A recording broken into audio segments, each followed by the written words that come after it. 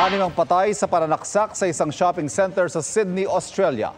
Sa Turkiya naman, isang nasawi ng madisgrasya ang isang cable car. Narito mga balita abroad.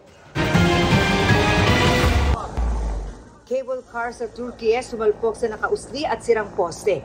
Sa lakas ng impact, bumagsak sa kalapit na bangin ang mga sakay nito. Isa ang nasawi habang 10 ang sugatan. Ayon sa governor ng Turkiya, inilipat na sa ospital ang mga biktima.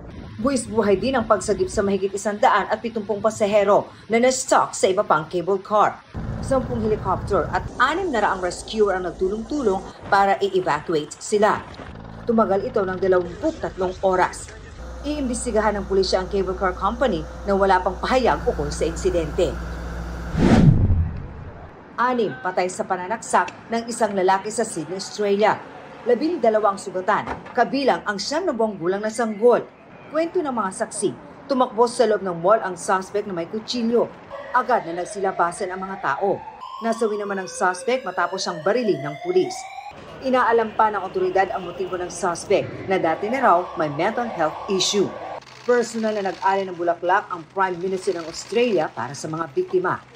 Para sa GMA Integrated News, Marisol Abduraman, nakatuto 24 oras. Mga kapuso, patuloy na tumutok sa mga balita. Mag-subscribe sa GMA Integrated News sa YouTube.